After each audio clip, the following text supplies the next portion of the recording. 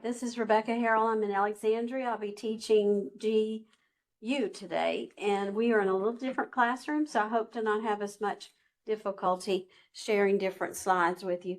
As always, I like to start out talking. So let's talk about UTI in the clinical setting. Have you seen that in your clinical setting? Anybody had a UTI patient? All right, but it is very common. We see it it's not extremely common, but we do see it usually in admission 3 or 4 times in our area. And it is usually little girls. So why? The anatomy, right. Good job. How about Ellie Raymore? Did anybody meet Ellie Raymore in prepping for your lecture? Who is Ellie Raymore? She's a little girl that wasn't adopted. She's in chapter 4. And if you'll always parallel, like Ms. Harrell suggested, there's a chapter in the first 10 chapters that might go with your lecture, and it's short and it's so good. It's an unfolding case study is what it is. So let's talk a little bit about Ellie Raymore. She basically is a 3-year-old girl. And what do 3-year-olds like to do? Let's pull in some growth and development. What's the normal behavior of a little 3-year-old? What do they play with, and do they like to play? Yes, they like to play. All right, and what do you think she plays with? Dolls. Okay, dolls. That's probably a good start there, and I'm sure stuffed animals and stuff like that. And she's very creative, remember, when you had growth and development. Sandy and Eric basically adopted her, and her mom was 17, and her biological, they don't know much information. She was fostered in a few homes the first 4 months of her life, and now she's with Sandy and Eric. And at 5 months of age, they began to foster, and then at 16 months, they adopted her. So they have their own little daughter now. She's been doing very well, but basically they are going to find out that she has a disorder known as vesico-urethral reflux. Does anybody have a clue what that would mean? Okay, well, reflux, think of it. When it's something reflux, it comes back up. So when the urine is refluxing back up, what is she at risk for? UTI. And what's the worst UTI that goes into the higher, more pyelo? Yeah, did you have pyelo in level 2? A little bit, and level 1 a little bit or something? OB. Okay, so we know that pyelo is very serious. Why? What does it sound like? What does the word sound like? Pus, right? Py means pus. Okay. Inflammation, right, on the ending. So now we have a kidney that has 2 things that don't belong there. And what is that? Inflammation and a pus. So let's look at that kidney, what it looks like. Let's go to page 50 in your book. You can see they compare a normal kidney to one that has pyelonephritis. So our big concern at the end is it could cause permanent damage, right? So we really have to move quickly with her. As you deal with learning a little bit about her, she presents with not feeling well and a fever. And let's see what else. It's the whole little unfolding case study there. Let's see what else I can tell you about her. With the vesico-urethral reflux, we know that it's in stages, stage 1 through 5. Stage 1 and 2 usually resolves on its own, but the other stages will require lifelong treatment and probably some prophylactic antibiotics. We'll talk about that today because it's not normal to keep kids on prophylactic antibiotics, is it? No, why?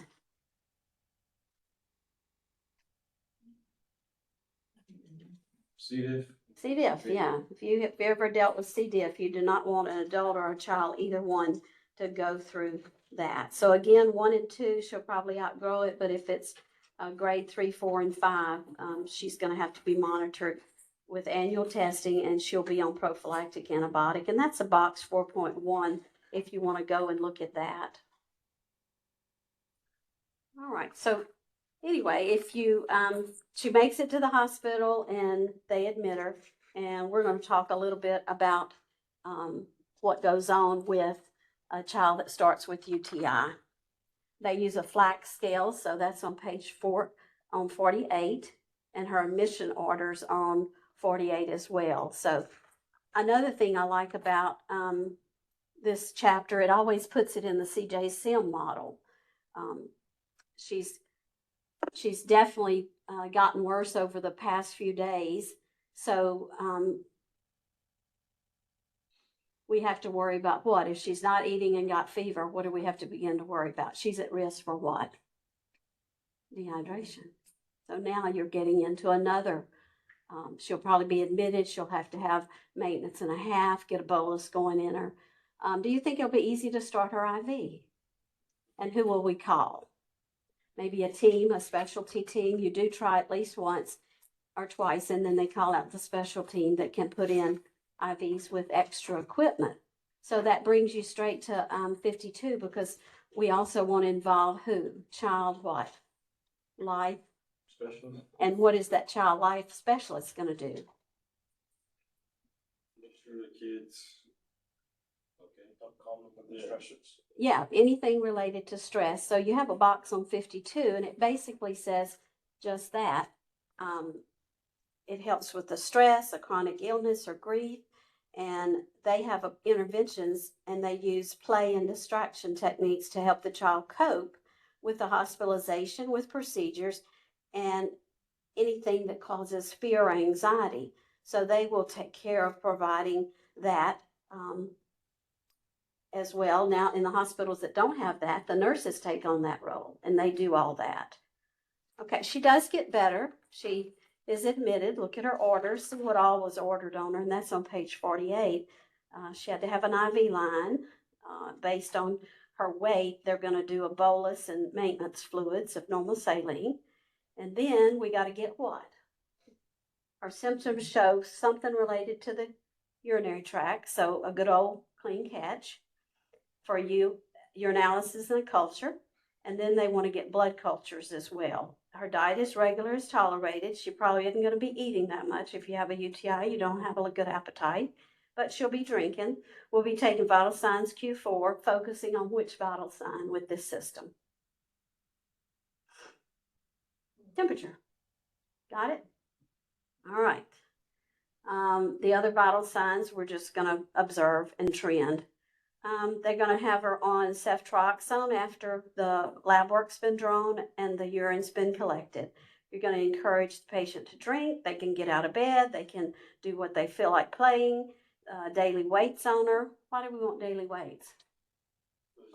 Fluid status. And then we're going to keep a strict INO. Strict INO means every time you go in that room, every 2 hours, you definitely need to be addressing how much has she had and how many wet diapers are going to the bathroom has she had.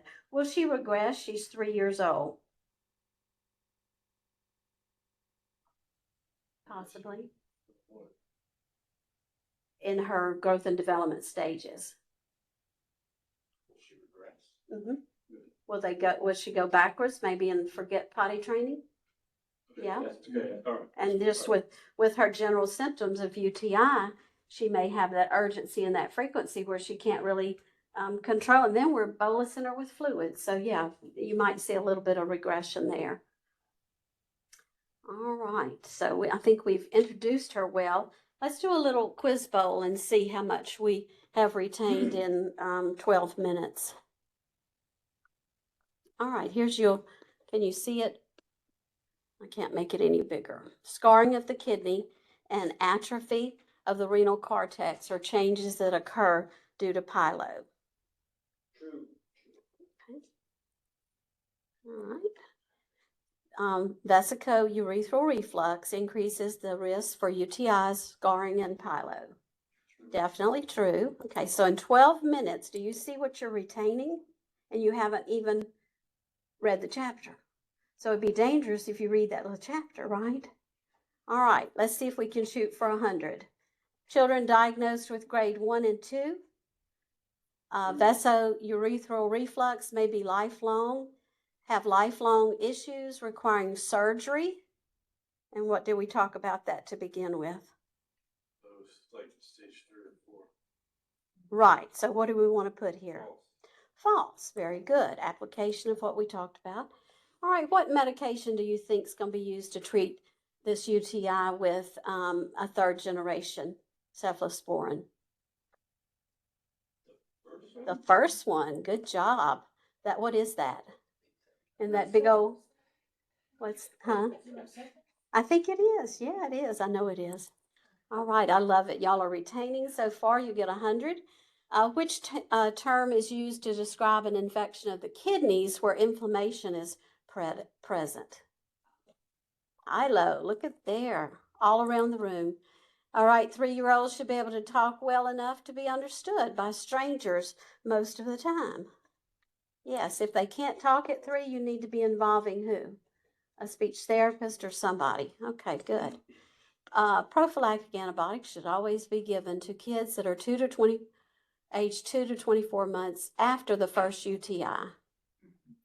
No, we talked about who gets prophylactic antibiotics. Stage 3, 4, and 5 of vesicourethral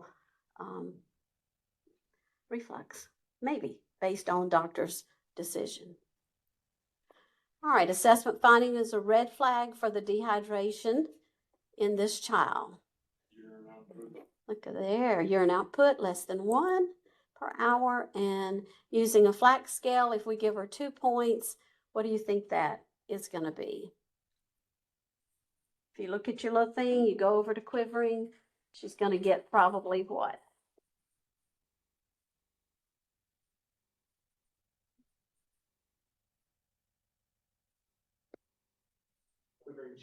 All right, good job. And what pathogen is most commonly the cause of pylo? E. coli, because E. coli lives near the opening, right? And we're always in a hurry to go to the restroom. Look, kids want to play. They don't wash their hands. They don't wipe good. And they go right back to playing. So we're setting them up. What you going to make? What you going to make on your quiz? 100. Up, look what you did. All right. So I think you did a very good job on that. All right. Any questions? What have we done? In about 10 minutes, we have learned what? 2 concepts that we'll be covering today. And what is it? Son, UTI, and really 3. What? Pylo and the reflux one. Yeah, the vesicourethral reflux. So when you make learning fun, I think you get a little bit of retention going on. And I highly encourage the pre-quizzes when you are studying. That's the way I usually start out. I'll take a good quiz and it'll sure tell me what I don't know. But, or if I get bored, I go to it. All right. I wonder if Shreveport ever made it in. Can you text her and see if they're able to hear? Oh, I'll check. Okay, thank you so much. Okay, I'm moving on to your handout. That is going to be the GU part of it. So we're going to flip through a few pages. All right.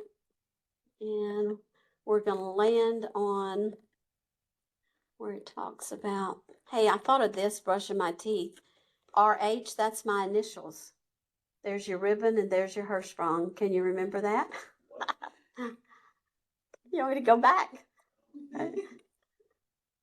RH. My initials are RH, so that's the way I remember. The ribbon stools go with Hirschsprung. For some reason, I couldn't remember that, okay? But I got it now. It's my initials, and if I don't forget them before the end of the day, we got it going on. Okay. All right.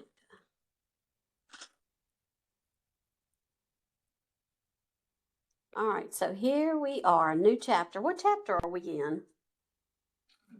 25, I think. So let's find chapter 25. Now, who was Ellie?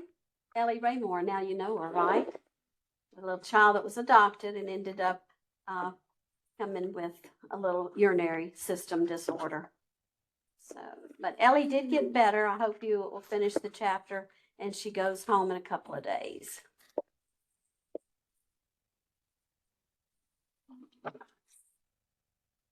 So So we've met two friends, Malachi and Nellie Raymore.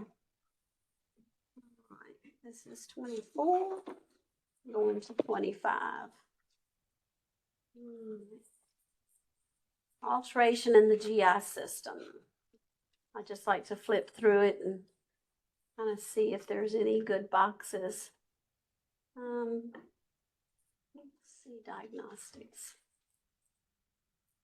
There is a Ellie Raymore Part 1. It's a good S-bar, and that's on page 508. And when they came in, the recommendation was, of course, to get a urine culture and sensitivity and start her out on some Bactrim. But then as soon as the culture came back, they recommended switching her. So, or the doctor started out with Rocephin. Anyway, it's a complete UTI on Ellie Raymore. So if you don't understand the CJ-SIM model, it's right here. You can actually visualize it, and you can create your own questions, right? Just from seeing what we studied.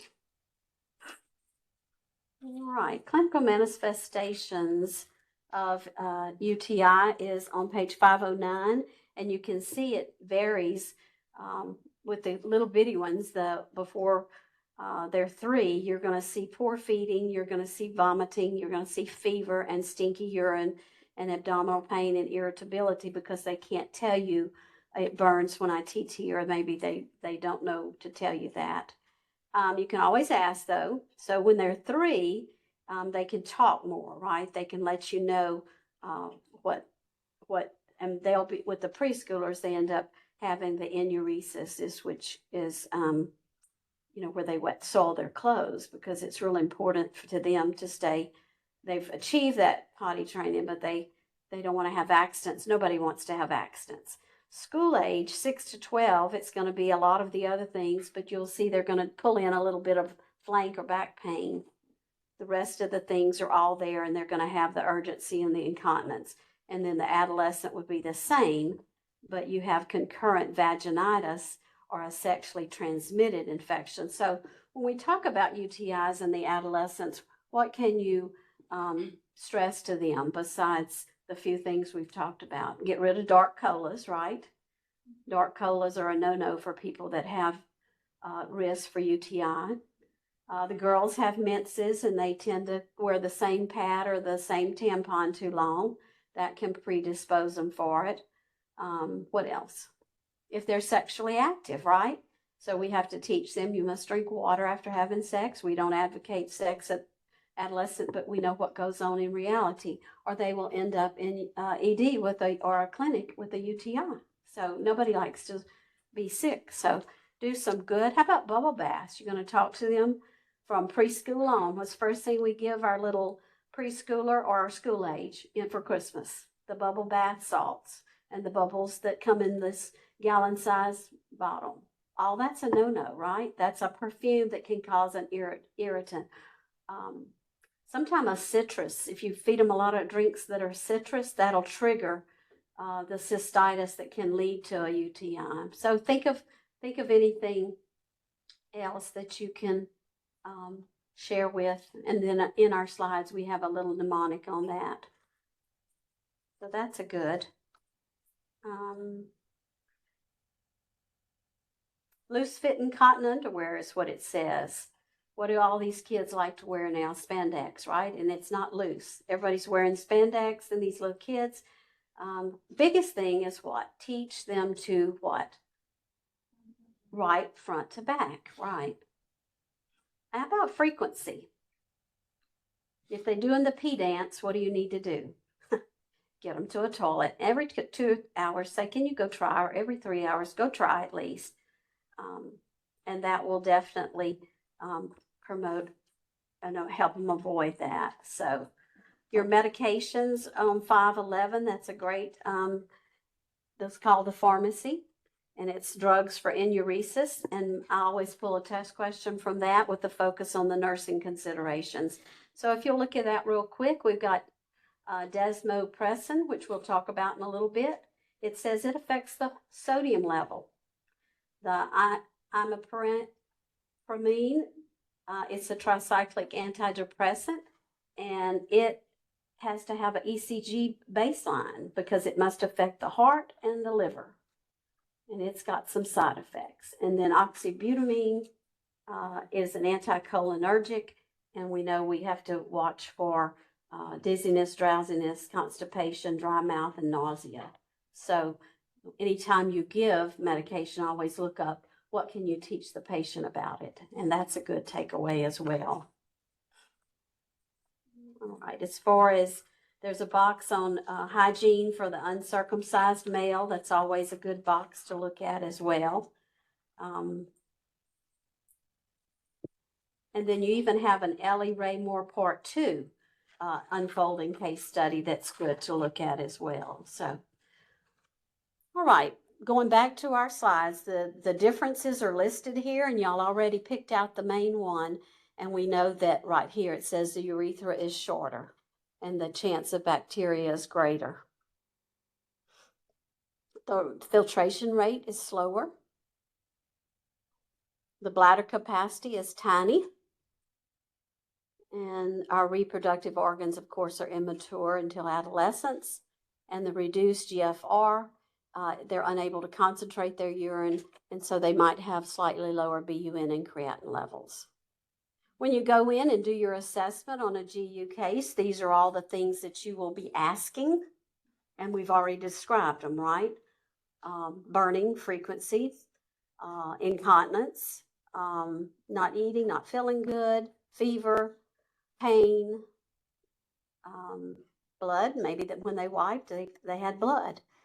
All right, and then we're going to look at edema.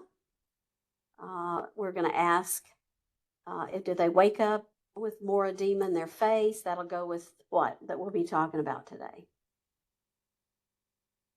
Nephrotic syndrome, okay? All right, the assessment, urine output, it's 1 to 3, and we basically hover around 1 ml per kilogram per hour as the minimal, and that's easy enough for you to remember, right? Urinary tract infections, your fill in the blank there is fecal bacteria or E. coli, and some others might be Klebsiella, Enterobacter, Enterococcus, and Staph, but the number one is going to be most commonly found is E. coli. Do I need to repeat those, or you're kind of familiar with the micro in the urine? Anybody need that repeated? You can repeat it. Okay. Klebsiella, first E. coli, most common, Klebsiella, Enterobacter, Enterococcus, and Staph.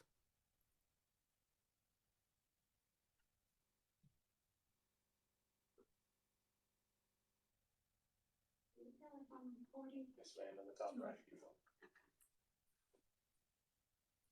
Right. We know that it does result in some morbidity, or it could, and when we get into sepsis from UTI, right? UTI can lead to long-term complications that we talked about, and then if you, we don't want renal scarring, that affects the function, it leads to hypertension, and it could lead to end-stage renal disease. So we want to prevent UTIs. Here are predisposing conditions. Constipation, highlight that.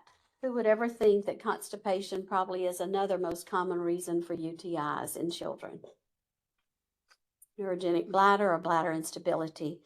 The anatomical differences is younger girls have shorter urethra. Do I need to repeat something?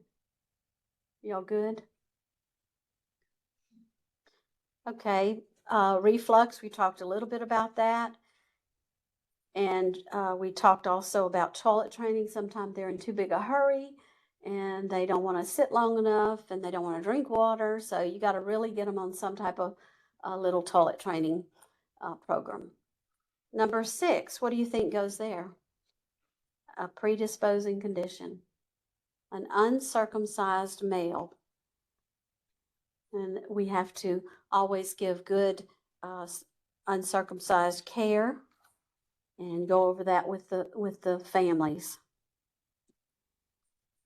Sexually active adolescent female, and number 8 is constipation. Here are the clinical manifestations. With the infant, you'll see all of these things listed here, but they're just not going to be acting right. And usually what brings them in is that fever. Sometimes they'll do the vomiting. Child, they're a little bit more able to help you and tell you what their symptoms are. I want you to add to this malodorous urine. It might be cloudy and has an odor for the child. Poor appetite. Irritability. And what is this? Instance of enuresis. That's wetting their clothes, or particularly bedwetting. So a child don't want to have that little accident, right? Mom and dad don't want that. That's more laundry to do.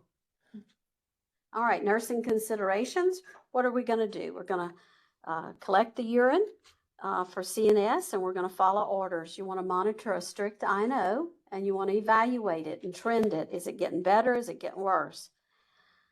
I bet this Ellie Raymore we met this morning, I bet she came in with what? Very little output, right? Observe for signs of dehydration. We saw that with Ellie. Administer antibiotics. We saw some orders for that. Did we talk about a daily weight? Yes, it's the most valuable thing you have at this point to keep and assess the trend of her hydration level. Encourage frequent voiding. Encourage more fluid intake, that being water, and clear stuff. You don't want dark. You don't want anything dark. Provide child and family education. The labs for UTI are listed there, and we've already talked about those. Some of the other labs that you might see ordered might be a BUN creatinine. You could add that. Look at here with that urinalysis. A lot of times we can watch the nitrates. The nitrates in the white blood cells are going to definitely tell you what's going on with that. Some of the diagnostic tests might be an IVP or this VCUG or a renal ultrasound. Okay. All right, so it says our nursing care for these labs is, again, we want a minimal of at least 1 meal per kilogram per hour. The book says 0.5 to 2 meals per kilogram per hour. But if you'll just kind of stick in your brain minimal as 1, we've agreed on that as faculty. And that's what we do in practice. Obtaining a clean or sterile urine specimen is necessary. So how are we going to do this? This is a 3-year-old and a mommy's present. So how will you get a urinalysis from this child? Tell me, talk to me. I'm tired of talking. Well, before we do a straight cath, we just want to get a sterile, well, that would be for sterile, for a clean catch. So we would probably start out with that. Remember, with kids, less invasive, better. So we'll get the mother to clean her bottom real well, and then we'll use a hat, right, in the toilet. And then you'll talk her language. What do you think? She probably calls it TT, right?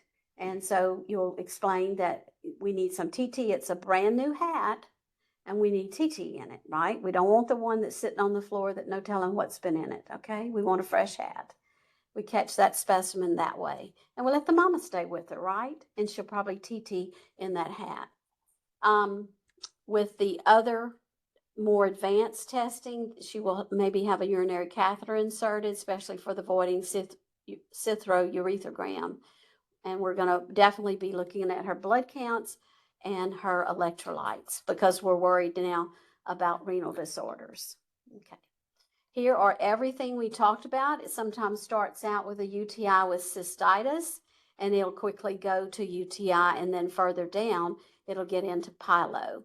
So I don't think there's anything that we have not talked about listed on this. We do know that cystitis can be treated at home, but we do know that pyelo requires hospitalization because it's IV antibiotic. And our goal is to prevent shock. All right, here's a good handout on the vesicoureteral reflux, grade 1 to 5.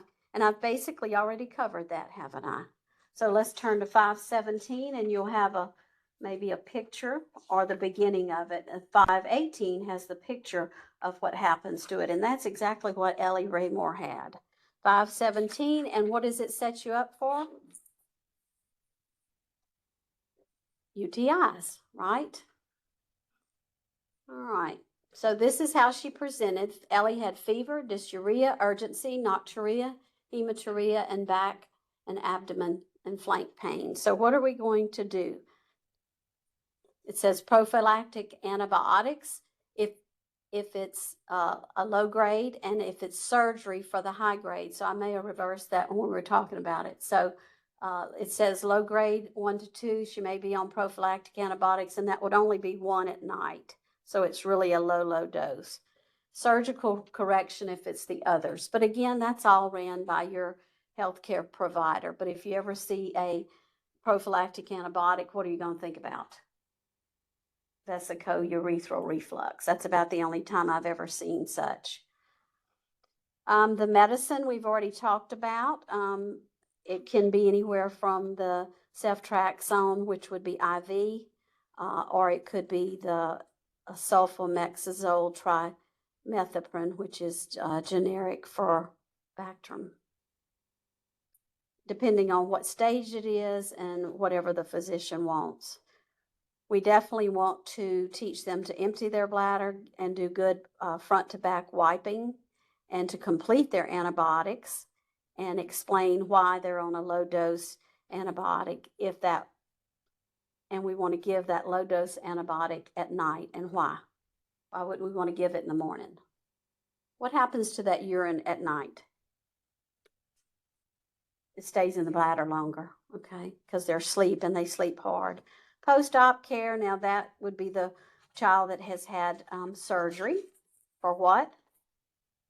The vesicourethral reflux, and that would be grades 3 through 5. So again, they'll be on IV antibiotics. They'll be probably on fluid at 1.5 maintenance.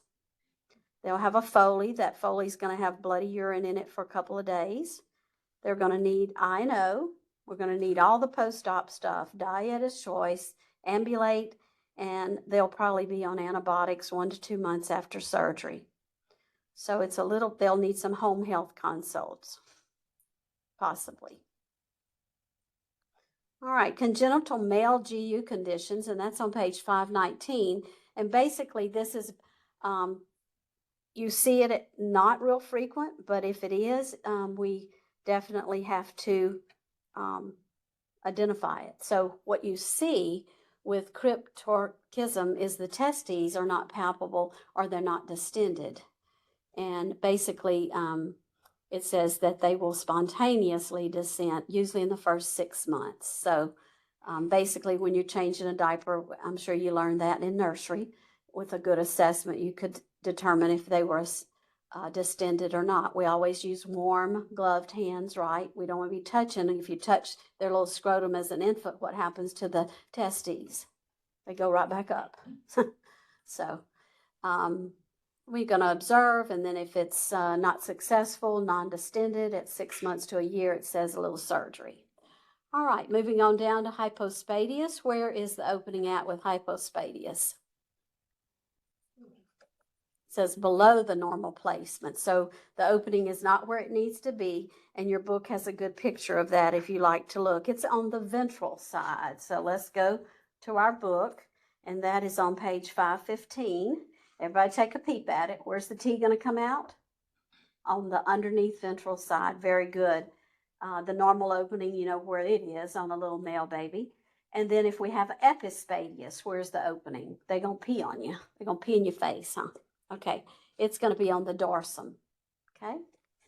Think of a whale if you can remember that, because the NCLEX is not going to say on the top and the bottom. I can tell you that. They're going to give you a bigger word. Surgery is used, but what do we see here with hypospadias? What's an important thing once you do that assessment in well baby and you find that the opening's in the wrong place? Hypospadias. It's underneath, and it says they're not circumcised because they need that foreskin for repair with the surgery. Okay, so that's a takeaway. And somewhere it was a little, I don't know if it was in this book or just a case study I was reading, but it was real important to explain that and keep, make sure we have that. Because what happens with a circumcision when they remove the foreskin? Where's it go? Trash, right? So we're going to say, oops, we needed that. Okay. All right. He will haunt you when he grows up and you grow old. You don't want to be haunted, do you? All right. Everybody with me? Yay, nay? Oh, no? Okay, thumbs up.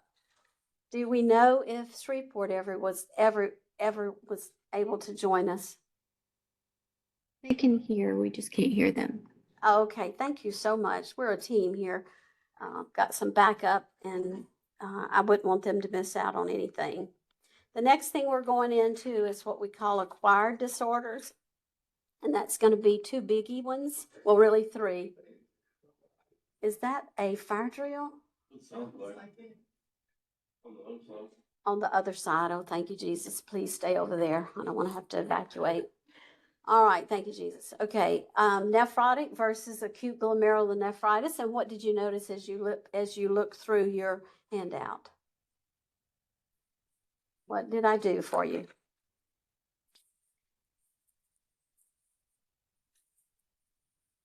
You don't see any column notes anywhere? Lots, huh? Okay, so I spent a little bit of time, and what I'm doing is comparing and contrasting. So what we'll do is go through and compare and contrast in a minute with those, and then you definitely know that hemolytic uremic syndrome is not a good one, and then renal failure is not a good one either. So I would say these are treatable, and then we worry about lifelong renal failure with them. So here we go. Acute post-strep glomerulonephritis will be the first one. And we definitely know that it's an immune reaction from the beta hemolytic strep. So how did I get that? What do you think went on? What would promote me having beta hemolytic strep in my 4-year-old? Maybe they had a staph bobo on their skin. What else? A respiratory infection. What else? Anything. So what is the question for the parent when they come in? Do you remember your child having a respiratory or a skin infection within the last 10 to 14 days? And then you can begin to associate it. What about if the kids that never even get checked for it? They don't know they had it. The manifestations are going to be gross hematuria. It's a cardinal sign. That means that color of that urine is going to go from a cloudy dark smoke to a tea-colored urine. So think of the strongest tea you make, and anytime you see that urine, there's a possibility that it's got blood in it. Edema, both of the conditions that we'll talk about, they have edema, but with this one, it's more noticeable. It kind of starts at the top, and then it's more generalized. So they both of the nephrotic syndrome as well as this one presents with edema. Hypertension on this one, and you'll see also an ASO positive on the lab and the decreased GFR. So GFR plays a big role with this one, and then we're going to monitor the potassium.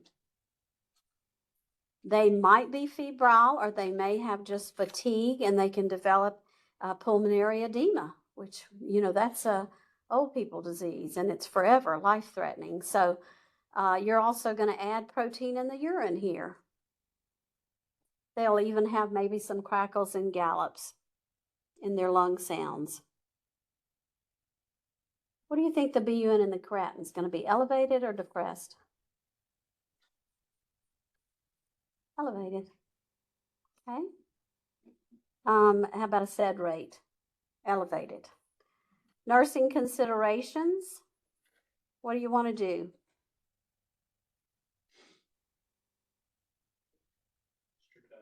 Strict INO, daily weight. I usually put those on the same line. Monitor vital signs. Listen to their lungs. Do a good assessment. About what kind of diet? Maybe a low sodium diet, right?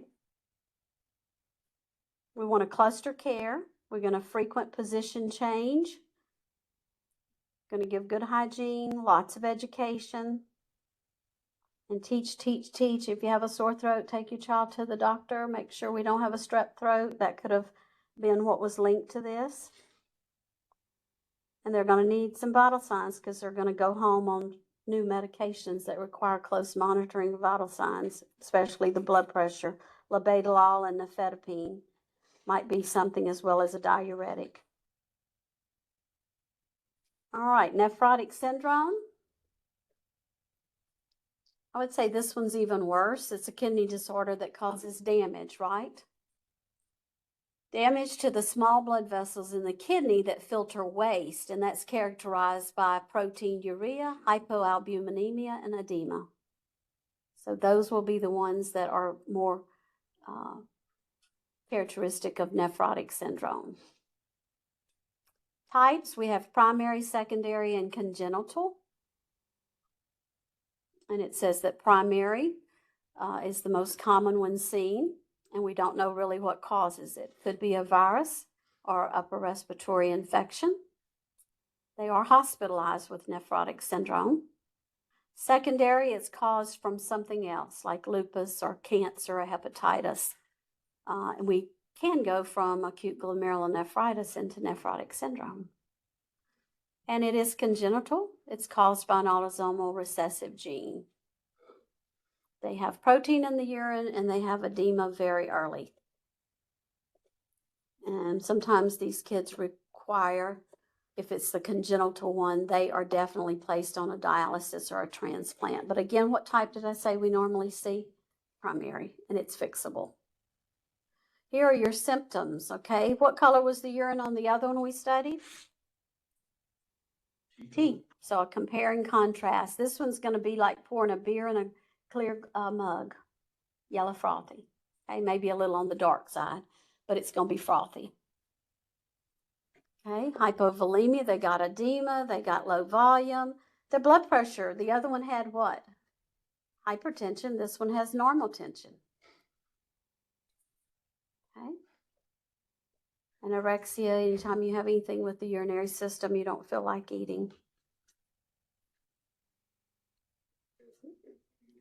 This one has the most protein loss. Go back up here where it says frothy urine and put massive protein loss.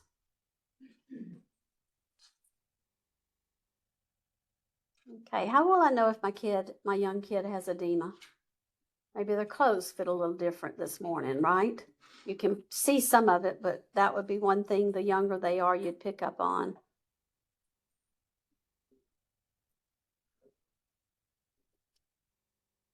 Okay. With this one, you see a lot of periorbital edema, and there's a little child sitting up in a bed, and you can see the first thing you notice on this child is his little slant eyes. So that's from a visual that you can take away, and you'll know that that child is being treated for something related to the kidney. And that's on page 522 with nephrotic syndrome, showing the edema in the eyes.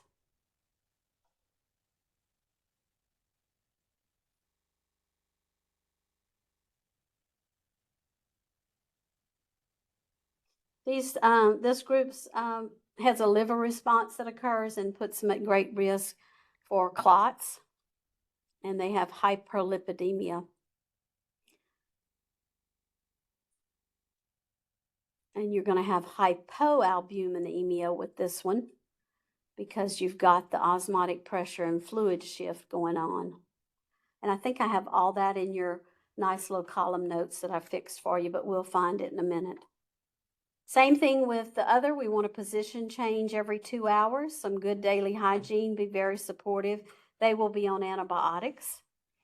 Vital signs will be monitored, INO, looking at lab values, daily weights, no added salt on this one. We had a low salt on the other one. This one's no added salt. They're going to be on diuretics.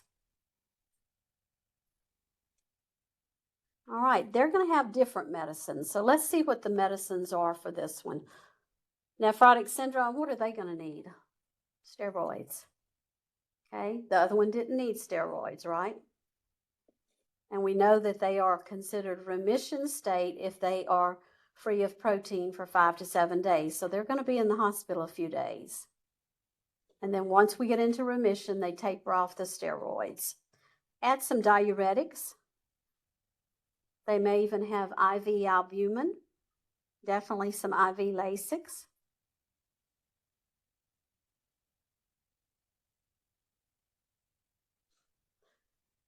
All right, and then welcome to my column notes. And what I encourage you to do is go through and highlight things that are. Hey, sorry, Bobby.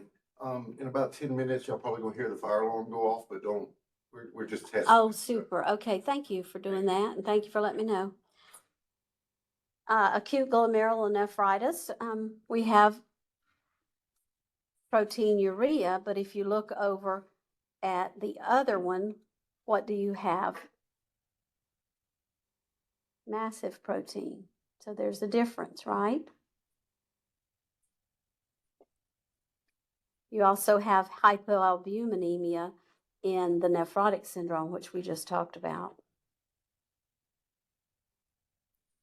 All right, going down, what's the difference in this slide? I mean, this column note. One's caused by what? The first one we talked about was strep. Okay, and what's the second one? Do you see strep in there? No. Add on the second one, they're at risk for clots. So that would be different, right? The nephrotic syndrome one is at risk for clots. With that glomerular nephritis, their filtration systems broke. I have that written in there. So we expect to see a decreased GFR, right? Meaning lots of trash can collect. All right, going to the next one. What's the clinical difference that you need to highlight? Color. Yeah, the color. Okay. This one over here has tea-colored urine, and the other one has a frothy urine, I said, and it could be like beer. It could be yellow or a little dark yellow. Look at the difference in the blood pressure. The one on the left has hypertension, so they'll go home, be treated for, or they'll be treated for hypertension while they're in there, maybe later too. They're going to have, this is a different age group. This one's in young school age. This other one's in toddlers. So you remember the little guy in the bed? He looked like he was a toddler to me. Okay? Are you seeing what I'm doing and why I'm doing this? So you can retain and compare and contrast. So that is a higher level thinking order to compare and contrast and recall. Recall is basic. All right, here's your differences in your labs, and I went over that and you wrote it down. But they're definitely, we're looking at different things with those two disorders. Here's the treatment. The treatment for acute glomerulonephritis is a little bit easier than the one for nephrotic syndrome. Which one had to have the diuretics and the prednisone? The more sicker one, yeah, the nephrotic syndrome. Which one needed antibiotics? Compare and contrast. Nephrotic, good. All right. The care. I'm going to worry more cardiopulmonary with acute, remember, versus the nephrotic.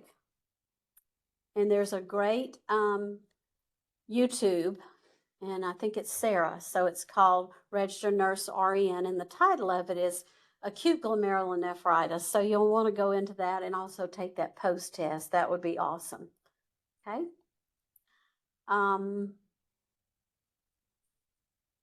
There he is, or that's probably about a 2-year-old. And what do you notice when you see that picture? Huh? Edema, the little puffy face. And I have actually taken care of these kids, so they're very sick and they require good nurses. All right. What antibiotic do you think the nephrotic child will be on? Probably your big guns, right? A little bit on the Vanc, yeah. So they're much sicker. Probably the acute glomerulonephritis would be on penicillin probably. I've even seen the nephrotic syndrome have to be put on immunosuppressive type agents. Okay. Teaching, these kids probably need to stay out of crowds, right? Which ones? The nephrotic syndrome. So avoid crowds. And I think that was in, let's see, right here. I added it to this one, right here. Avoid crowds. Also added, they probably want to be observed for dehydration and what else? Blood clot disorders for the nephrotic syndrome. And this is all on page 483 as well. All right. You want to take a 3-minute break just to wake up, stand up, or you want me to keep going? What y'all want? Huh? Keep on rolling. Okay, feel free to get up and walk out if you need to, though. Okay, acute renal failure. You've had this in level 2. It's on page 527. We know that this is a condition when the kidneys can't concentrate the urine, they don't conserve electrolytes or excrete waste products. So acute renal failure is pretty much dangerous, and we got to get them treated, whether it be acute or chronic. When it's acute, it can go quickly into end stage, and that's known as the chronic part of renal failure. With the end stage, we will be looking at dialysis or kidney transplant. So review what you know about dialysis. They have what? A port that you do not want to stick, nor you want to take a blood pressure on that limb, and it's all protected. And you want to put up a big sign in the room that says, don't use blood pressure, don't take a blood pressure or venipuncture from whatever limb it's on. All right. Here are the stages that are listed: pre-renal, intrinsic, and post-renal. The most commonly seen is going to be pre-renal. There's a reduced renal perfusion in the kidney, and you see diarrhea and persistent vomiting. It's related to having surgeries or some type of trauma. Okay. This is all what you see when you're dealing with acute renal failure. The signs are listed there. Acute imbalance, electrolyte imbalance. They could have fluid imbalance as well, and hypertension is seen. And of course, anytime the kidney's not working, you're going to see these labs elevated, and they could even get into acid-base imbalance. So if we've got hypertension on board, the treatment is take care of it with medicine, and the oleuria, we want to take care with either mannitol or Lasix as ordered. Says if there's no urine output within 2 hours, you'll want to do a SBAR and get an order for a repeat. Okay, so not only is it important anytime you give IV Lasix or mannitol, you need to be thinking, documenting. Do I have output? I always empty my bag and I start with 0. That way I know exactly what that dose provided. If not, you need to call your healthcare provider and get another order. We also have to manage hyperkalemia. Do you remember that from level 2 in pharmacology? What was the good old drug that helps bring down the potassium?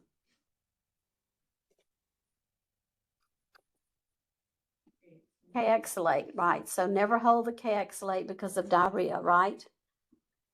You wouldn't understand your disease. You wouldn't understand your disease, or you wouldn't understand your drug or anything like that. So, and I have seen nurses do that. So they get in a lot of trouble.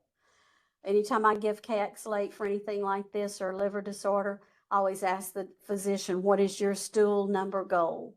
You know, if it's 5 a day, if it's whatever, we need to know. Nursing consideration is listed there as well.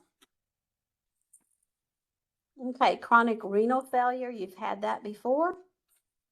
We know that we're going to take vital signs. We're going to watch that specific gravity, go back and recall what a normal specific gravity is, right? I may give you that on a test, a description, a case study. So go back and, does anybody remember what it is?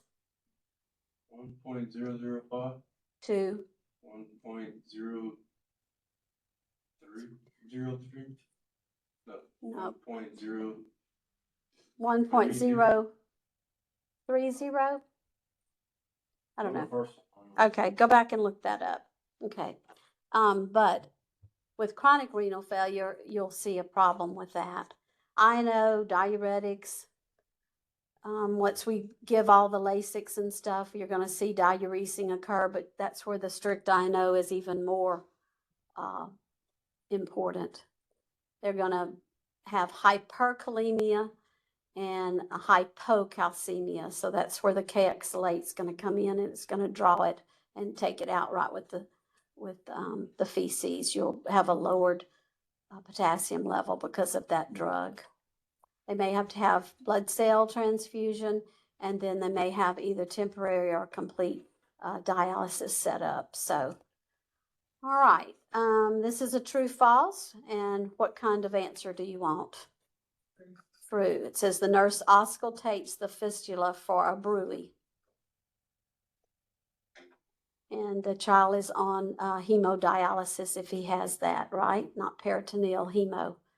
Here's dialysis, a little bit about the difference. Are you familiar with that from level 2? Okay. This one can have it done at home. This one has to go into a hospital setting or a clinic dialysis unit and have it done. All right, moving right on into nocturnal enuresis. What does that sound like? Wet in the bed at what time? Day or night? Nighttime, yeah. All right, so if we have that and it goes into adolescence or childhood, we need to definitely get some help. And remember, I found you a page book when we looked at our chapter, and it went over the 3 ones they use for that. So what did I tell you to do? To look at what? Nursing considerations. Know their classes, and then what do you need? If you're going to give that as it's ordered, you need to always teach them about when would the nurse need to intervene. There was one that required what? An EKG before starting it because it has cardiac issues. So that would be a good question for me to write. When would the nurse need to intervene if you didn't have a baseline before giving it? All right, they have all kind of good things listed there, like bladder alarms. They have bladder exercises. It's called enuresis alarm. So when the bed gets a little tiny bit wet, the pad, it alarms, the kid wakes up and goes to the bathroom. And then those different drugs we talked about are listed there. If it's daytime, it would be diurnal enuresis. And then nighttime is nocturnal. Nocturnal.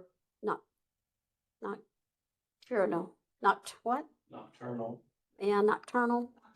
Okay, I'm trying to make a hard word out of a simple word. All right, here is a repeat and pictures on the male complications. What was that one?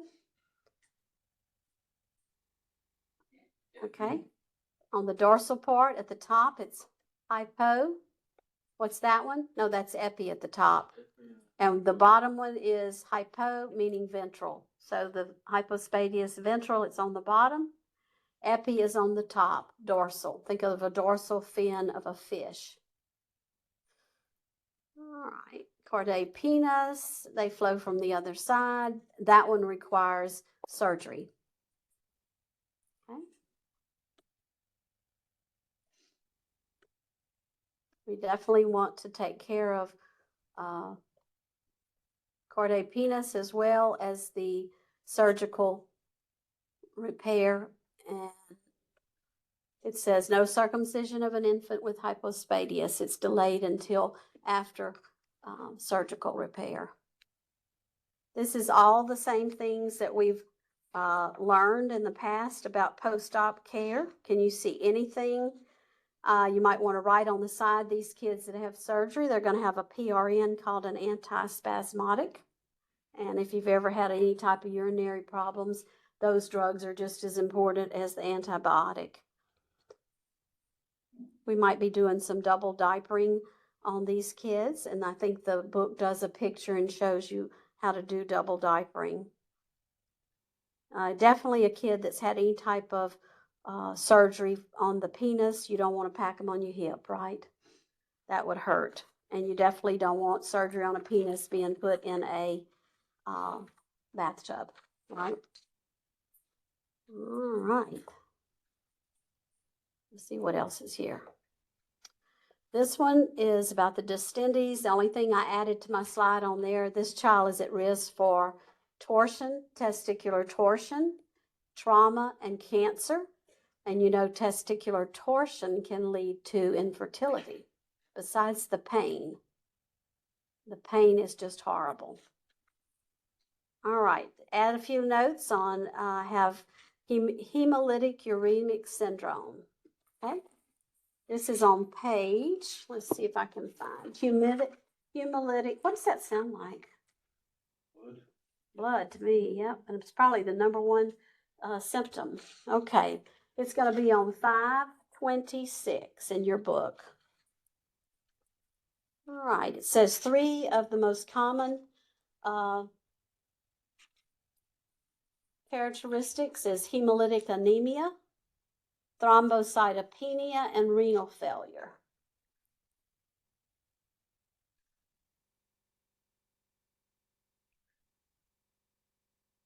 It says that in your book it talks about that under hemolytic uremic syndrome, the characteristics.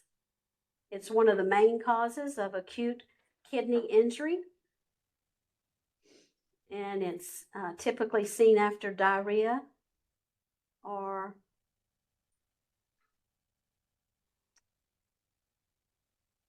it just says diarrhea. Okay. Idiopathic could be a cause of it. A malignancy could cause it. High blood pressure can cause it. A diarrhea illness can cause it. Undercooked meat. Kids, you just need to really be careful with undercooked meat in kids.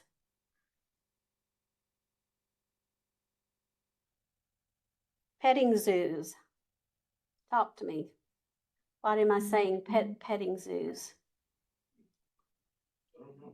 Yeah, just like she did. They pet, then they put their hands in their mouth and they go eat the snacks. So if you're going to go to petting zoos, you're going to carry some type of hand sanitizer. And every so often, you're going to, especially with those little ones that put everything in their mouth, frequent hand sanitizer. The treatment is going to be fluids. Correct the hypertension that's going to be present. They may end up on dialysis if they go into acute renal failure, and these kids will need monoclonal antibodies. And they definitely need to have had the meningitis vaccine if they're put on monoclonal antibodies. What do you think this kid's going to look like? Sick, plus neuro, right? Pallor, edema, toxic. Just imagine if a kid is that toxic.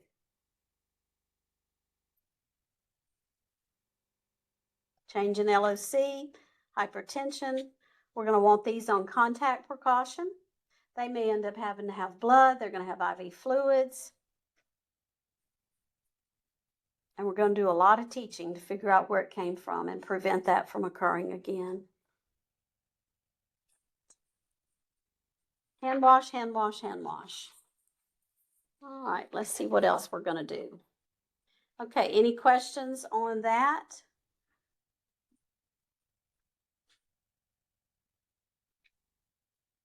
This was the note taking. If you like to take these few pages of notes and take the GI and the GU, and you can, there's one for GI and there's probably one for GI. GU, and basically you list, this is a GI one, it just lists what we talked about, the signs and symptoms, the intervention, and the teaching, and that does work good to narrow your notes down if you have that. All right, let's look at this and we'll see how well we do. All right, the first question, y'all have to play because I can't call on anybody, right? Pale skin, weak peripheral pulses, and hypotension are signs that a child may be progressing from dehydration to shock. Okay. Definitely true. What you think on the next one? This goes back to when I taught you GI. Father, okay, Muslim culture. You also see this in the Hispanic culture. All right, number 3.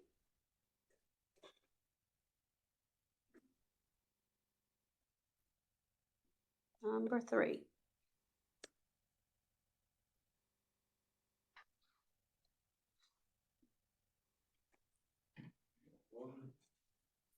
Well, it just asks for 1. See? Let's go with mottled skin. Assessment finding that this kid is getting into the shock stage. Yeah. The other, he's heading that way, but this one definitely when you see that little mottled skin. Okay, what you want on this one? Always, when kids are having fever, you want to be giving them extra rehydration fluids at the same time. What's number 5? Says regression in the toddler during hospitalization is what? It's normal, right? Not abnormal. So that's a false one. All right, here is an unfolding case study that goes with your VSIM, and her name is Eva Madison. Here's our situation. She's a 4-year-old. She came to the ED at 8:30. She came in with a 4-day history of vomiting and diarrhea. Not good. If you had to highlight things as you read your test, make sure you're using your highlighter on your test. It helps the brain focus. She has had an inability to keep fluids down, and she's had no urination in 12 hours. She's lost weight per her caregiver. She came into the ED 2 nights ago. They sent her home. She was put on oral rehydration. Her parents says it worked for the first night, and then now she's refusing to eat and drink. And that's what brings them into the ED and to the hospitalization, when you can't get your kid to eat or drink and you have no other choice. Okay, right now she is awake. She's responsive. She is tired. She's got dry membranes. Cap refill is slow. Skin is pale. Weak skin turgor is greater than 2 seconds. Oh, she's got no tears, so that's a bad sign. She's now into severe dehydration probably. She hasn't complained of nausea or pain. Her labs have come back. Her last vital signs are listed here, and the recommendation is get some new orders, settle vital signs, and start her on maintenance fluids. All right, so the nurse is preparing a 4-year-old for a clean catch. Which of the following demonstrates that the nurse understands the development appropriate communication? Which one of these you want?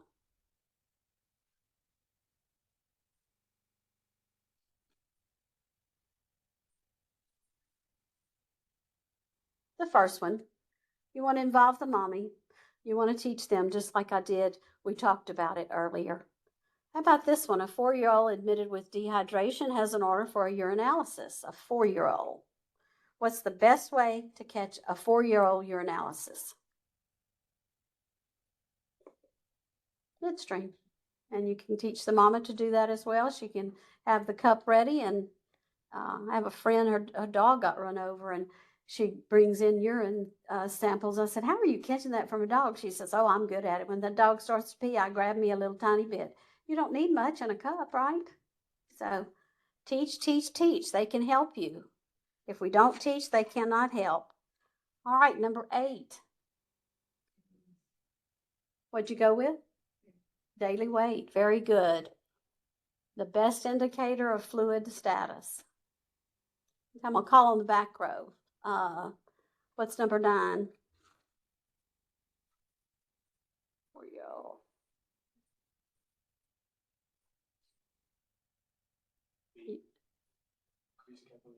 Let's go a little bit bigger. You got a bolus going in, so focus on what you want, D? Okay, good job. And see, when you're taking your test, draw your brain to the keywords of the question. All Number 10. All right.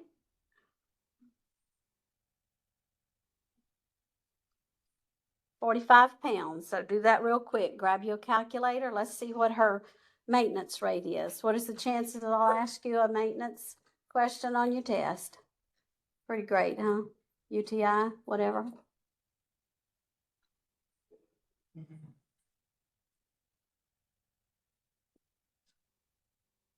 Let's see what y'all get.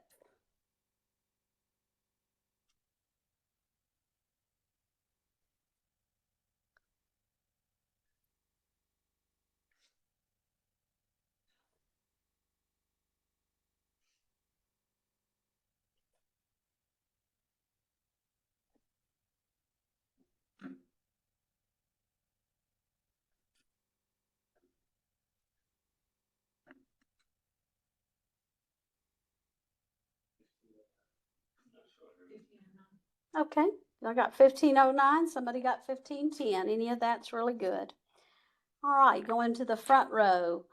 Ms. Crooks, can you answer that one for me?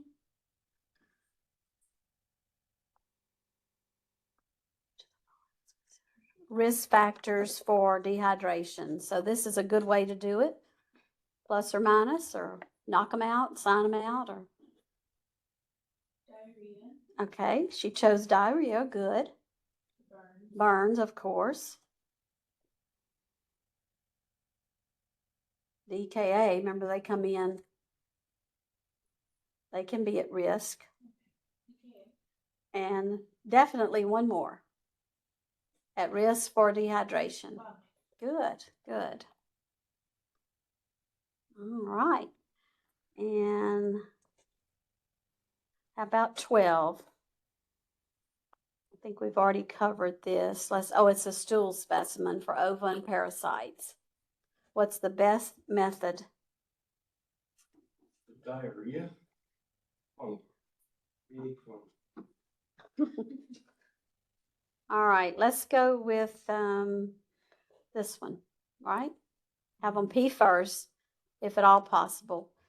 Then place a clean container under the seat at the back of the toilet. So, or again, depending on how tiny they are, you have to use your common sense on that. All right.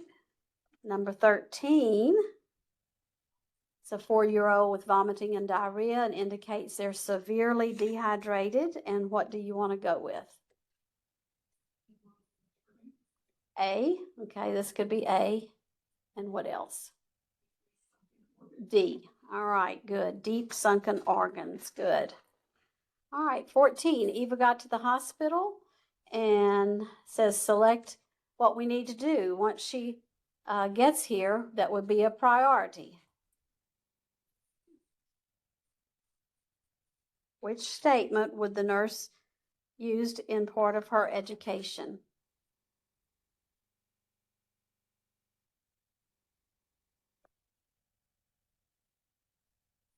B, C, D. Priority, we have hand washing here. We definitely need hand washing. I don't see it though. So is this about education or just? Says when admitting Eva, which action would be the nurse would the nurse prioritize? Okay.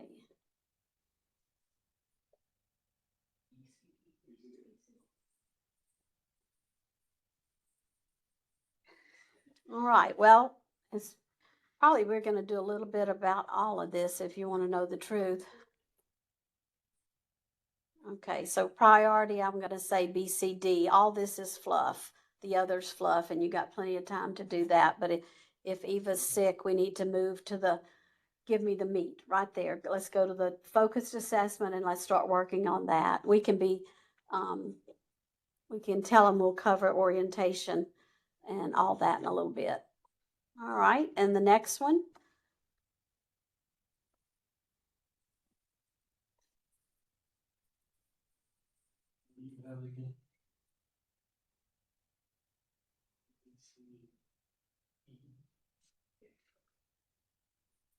All right, lab it.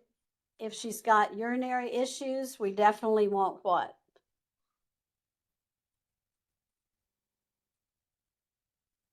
Probably. Fancy.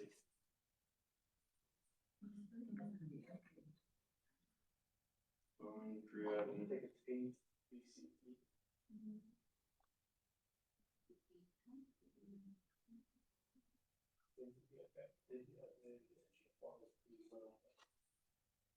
What did Eva have? It was just dehydrated. Eva Madison? She was just dehydrated? All right, so if it's dehydration, our focus will be on the sodium. If it's UTI, then we'll be worried about BUN and creatinine and specific gravity and GFR. The potassium. Sarah. Uh-huh. I'm sorry to interrupt. Shreveport was just wanting a little more clarification on number 14. Can you help us reason through which would be the top priority? All right, it's going to be these three. You're doing a focused assessment to get where your information, and that would be your assessment first. And the rest of this is more extra stuff that you can do a little bit later. The key word is priority. So what'll fix the problem? We've got to look at specifically what she's being admitted for and getting our good assessment. And this one, it would depend on, we said if we're worried about dehydration, we're going to focus on the sodium. And always watch the potassium too. And if it's UTI, it would be the other things that we didn't highlight. So, all right, Eva's mother asked why the healthcare provider ordered a stool culture. Okay, and what's going to be our best answer for that?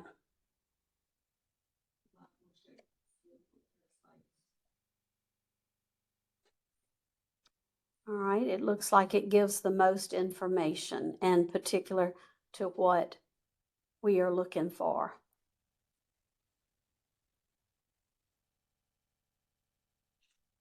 All right, and she's on isolation precautions for the GI blues. And what did we decide the other day or when we talked about it that she would need?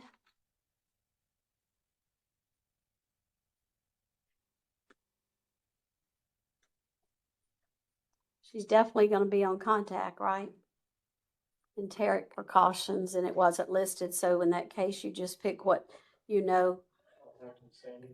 I would use, in this case, contact. And yes, I agree, standard. Okay, everybody okay on that? That's just pulling back from a little earlier stage. All right. Basically, this is a question about teaching Eva to wash her hands. And basically with her age, you'd probably want to associate it with something like a song that would probably work. Definitely you could probably tell them 15 seconds. You got that. And what else? Definitely after you blow your nose, cough or sneeze. Right? Watch for these little ugly words only. Don't need that. That turns it to a different direction. Miss Harrell, Uh-huh. Can we pause? Shreveport has some questions. Okay. What's the question?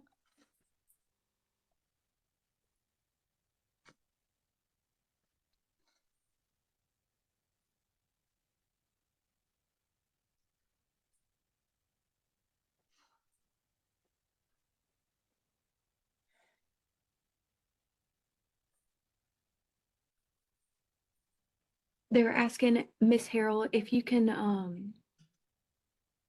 like post this document with maybe like the correct answers highlighted. Might. I don't, this is usually what I use for just teaching in class. So it's basically just a recall. Shreveport, are you saying you don't have access to the questions? No, no, this is just part of my teaching, in-class teaching.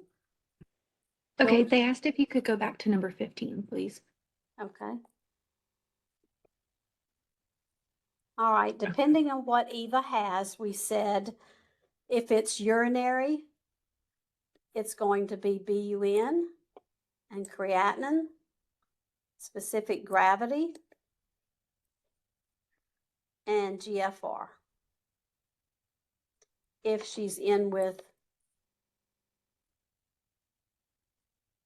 dehydration, we're going to worry about sodium and potassium.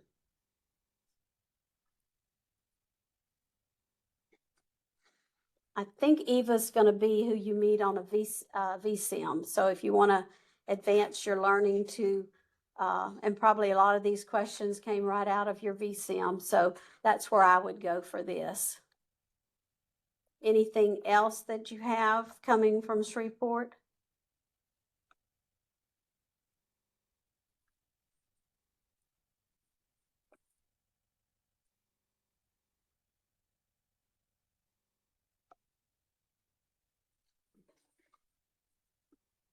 Anything else? I think we're good to move on, Miss Harrell.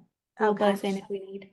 Yeah, but Eva Madison, I'm almost certain she is listed under one of the VSIMs in the GI chapter. All right, let's see. I got a few more. It says a nurse reviews the results of a child's urinalysis, which result would lead the nurse to suspect that there is a urinary tract problem.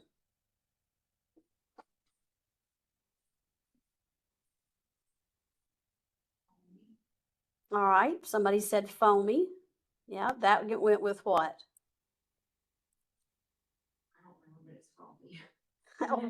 Well, think about your columns. You knew the left one is bloody, so the right one was nephrotic syndrome. Good job. What else? This is a SATA. Specific gravity. In specific gravity. Whew. And I did find the normal in my notes here. It's 1.003 to 1.030. So 1.003 to 1.030. That is normal specific gravity. So hers is out of that range. One more thing. pH is fine. Ketones, positive for ketones. So we checked ketones, we checked foamy, and we checked specific gravity.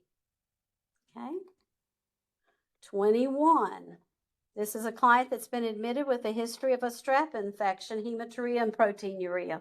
What bounces in your mind before we even look? Acute glomerulonephritis. So good recall, great participation.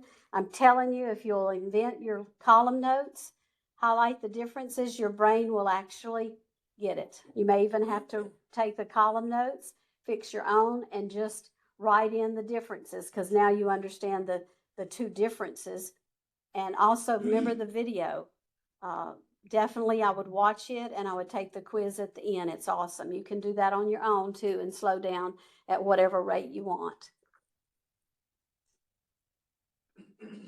Okay, what answer you want on this one? All right. Everybody agree in here? Abdominal pain.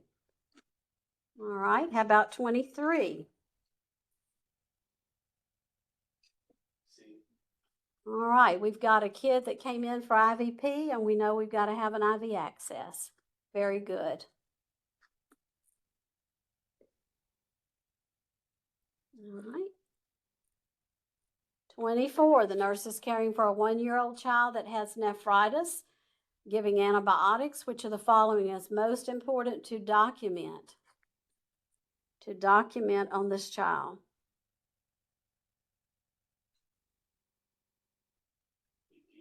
Again, D. I must have liked D, huh? So if you don't know anything, choose D. Yeah, y'all are hanging tight on D. I agree, though. I agree.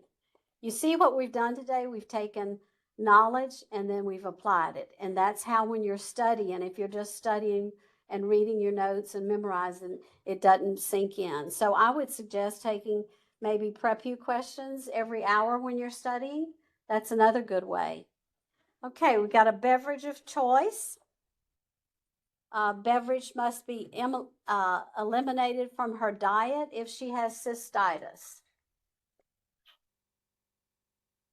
You wanna pick one? I would probably pick many of them. Okay, let's go with the top. Can she have some fruit juice? Yes, it's clear. How about tea?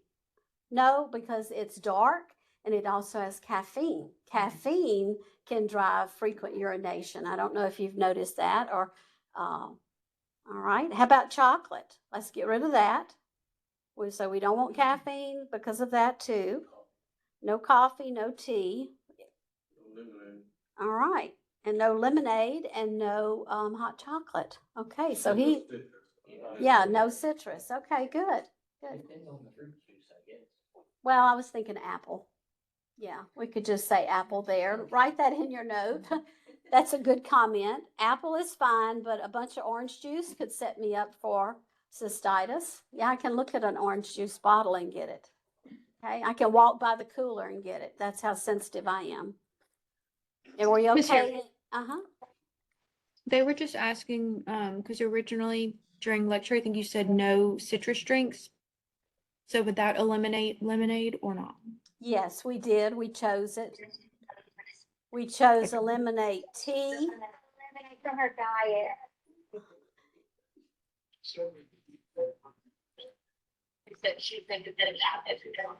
I can go with apple juice, but nothing that has citrus. So in your notes, I think we probably covered it. If not, you can write it in. No citrus juice.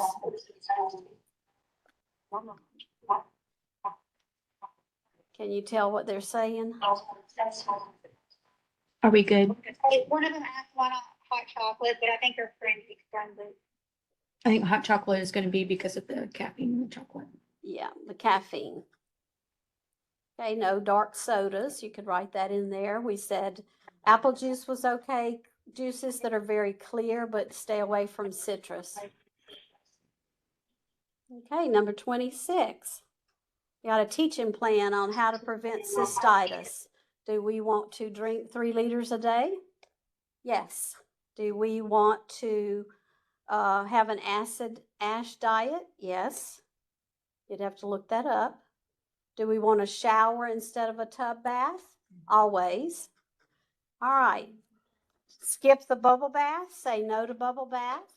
Do we want to teach to drink water after intercourse? Definitely water and void.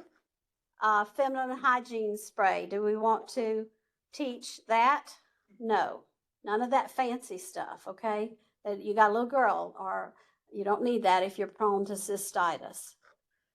Perfumed sanitary pads. Who would have thought that? No, that perfume will aggravate that cystitis in a heartbeat. Cotton underwear. Do you want that? Yeah, that's a good thing. Cotton is always good. It breathes, right? All the spandex and the nylon and all that, that doesn't allow air. Tight clothes. Do you want to avoid wearing tight clothes? Yeah, all that can lead to urinary tract issues. Our biggest problem is what we see with kids is they don't want to drink water. So it has to be a game, and I always teach it. You start out with a very small amount. It could be like a little medicine cup. We're going to play teacups today, depending on the age. And we're going to drink every hour. We're going to drink a teacup down and look at what you've done if you've played that game with them. All right, we went through that. Let me see if I can find one more thing and we'll call it a day. If you need to stand up and take a little break, you can. I'm going to have to pull up our Nearpod if I can. I had it up a minute ago, but I don't have it up now. Maybe it's up here. Here it is. Nearpod.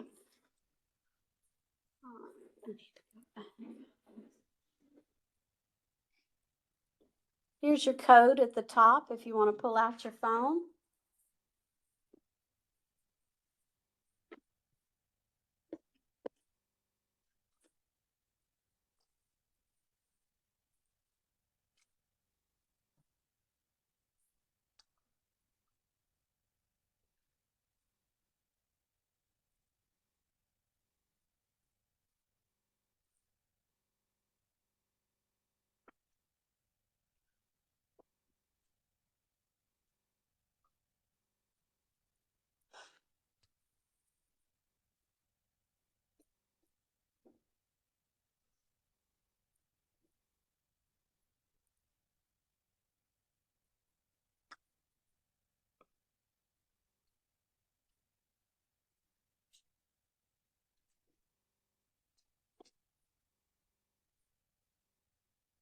Want some good competition today?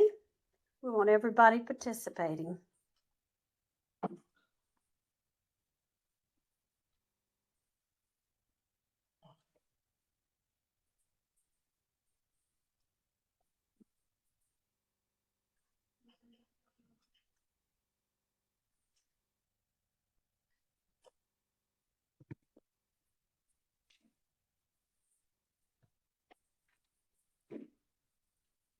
And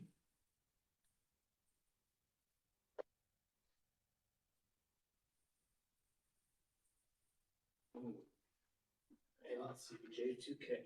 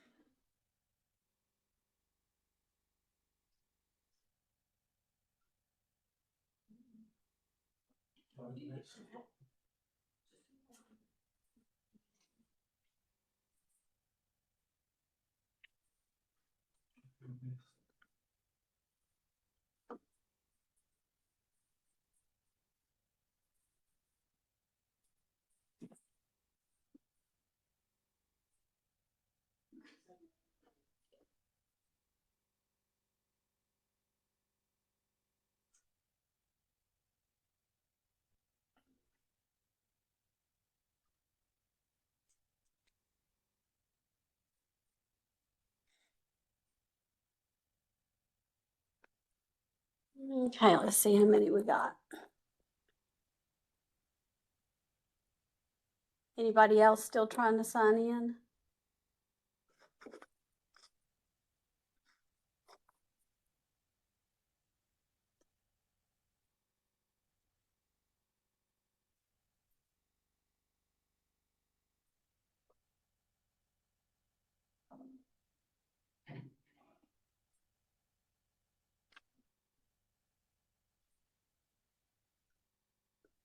Okay, we're going to have a little competition. It looks like small group, so we ought to have 3 top winners, hopefully.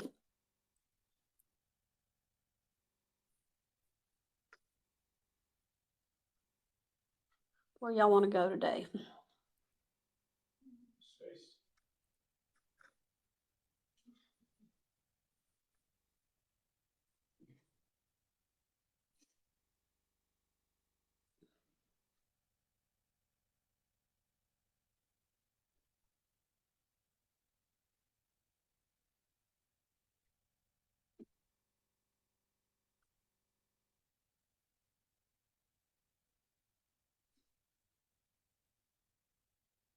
Looks like everybody wants to wear the big bubble head, huh?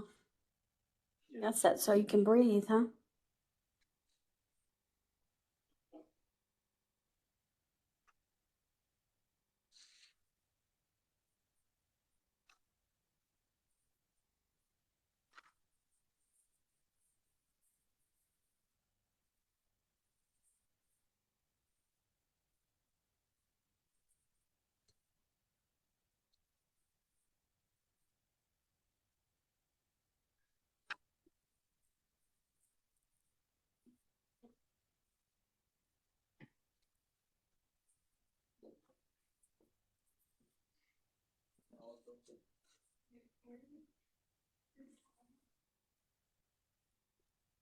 Who's this? That's the tallest one. Who's that green face one? Turtle. Oh, turtle? Yeah, the green one. Okay. Where's Mitchell? Where are you at? In the front? Oh, okay. Whitney? All right. Right there. Looks like he's right too close to you. So let's see if y'all can compete a little bit. All right. Are y'all about ready? I don't know how many students we have, but we got 23. Do you think that's about where we're at? Oh, yeah, that's about it. All right, here we go.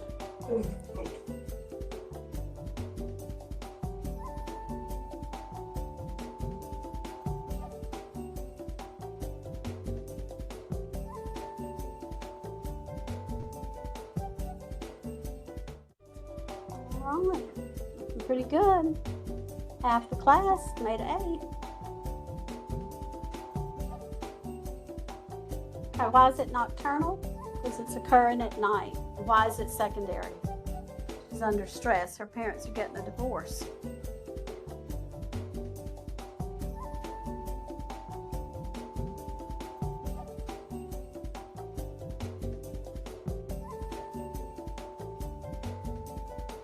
Good job. Concentrate urine. Which one indicates that?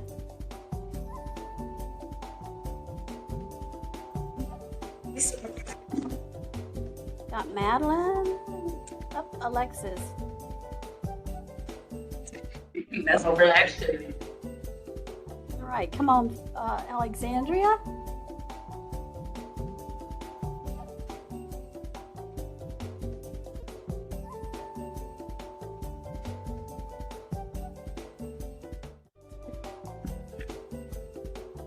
Testing.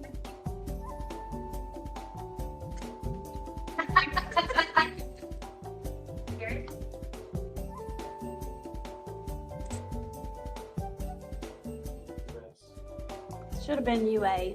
No, it's it's an ultrasound. I'm sorry. My bad. I should have typed it out. It's okay. Sometimes I create these in the wee hours of the morning. Two answers. Eurysis, it says, well, I guess you got slick book up. That's two answers. This is a SATA. The other one was a SATA.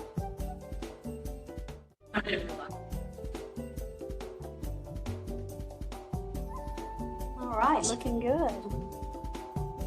Remember what DI was from level 2? I bet it can. Encephalitis, yeah.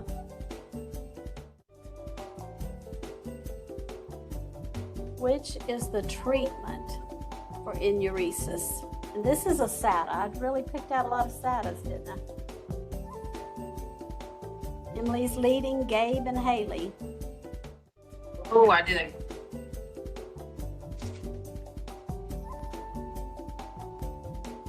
Got two out of You do, but it's upside. All right. About half, few of them had a little trouble with that one. Those SATAs, the more you do, the better you get. You can make your own. Hemolytic uremic syndrome. Oh, well.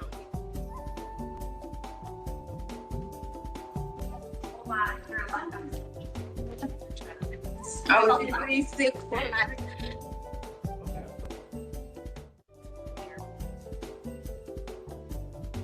When you don't know something, you know E. coli is poop.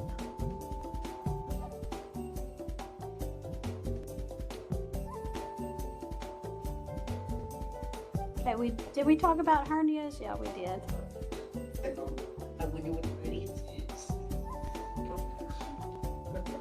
Okay, Emily, Matt, and Montana's taking our lead.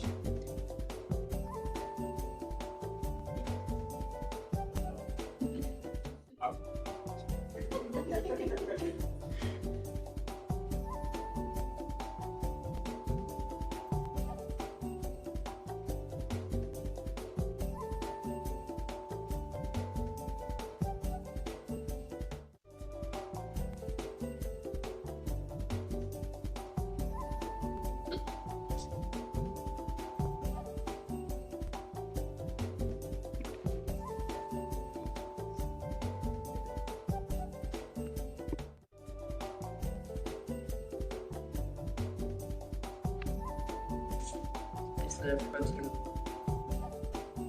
It's the cause of her Wait. edema. Huh. Remember where it sat on our column notes? It's on the left. Well, maybe I got, oh, I did get it right. I'm so glad I couldn't change We're it. beginning to hear a little bit of you guys from Shreveport, so it's good to hear y'all. Nice to hear you. We got Emily still in the lead. Montana, Matt, and Haley.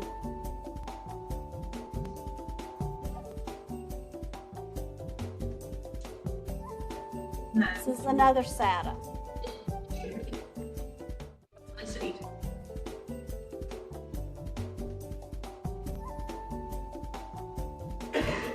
Why is D wrong? Half of it's right and half of it's wrong. That equals a negative option. Do not choose an option that's half right and half wrong.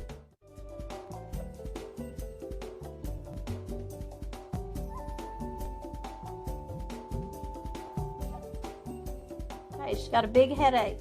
What do you worry about with acute glomerulonephritis?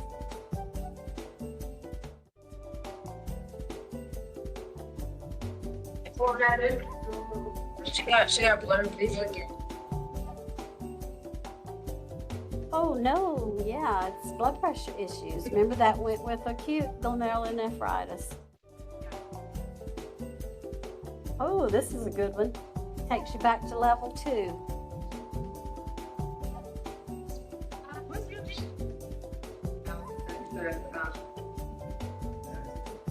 What is the what HCG is the pregnancy test?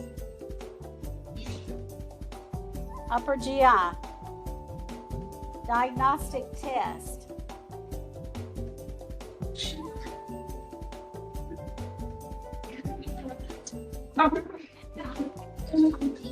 Pregnancy hormone. Yes. So how's that One of a those. you always test it? Yep. As long as you're having a period, you need to be tested before diagnostics.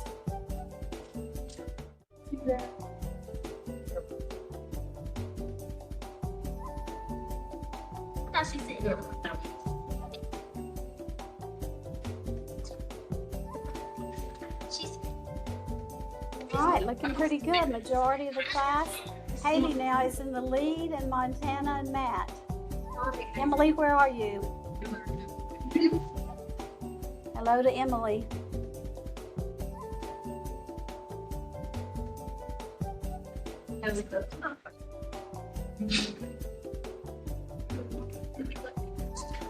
Yep, Haley's taking the lead. Used to expect, Nephrotic syndrome would you least expect.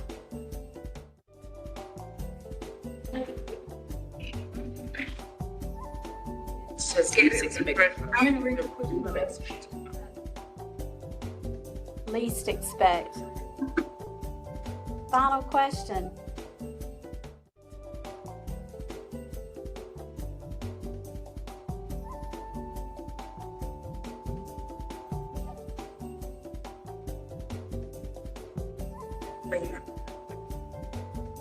Which one you want to give with renal failure?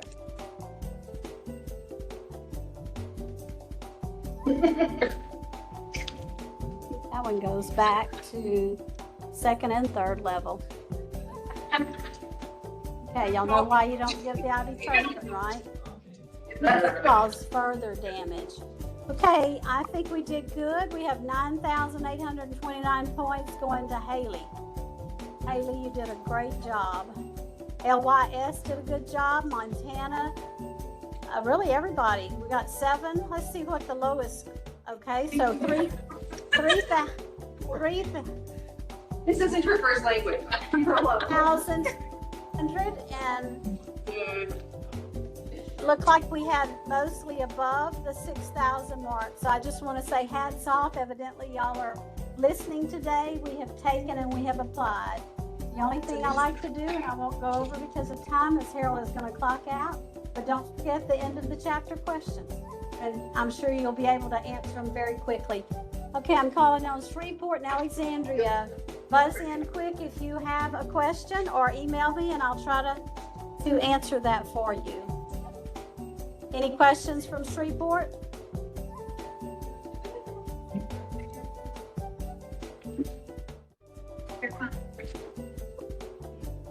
Well, we're on half the board.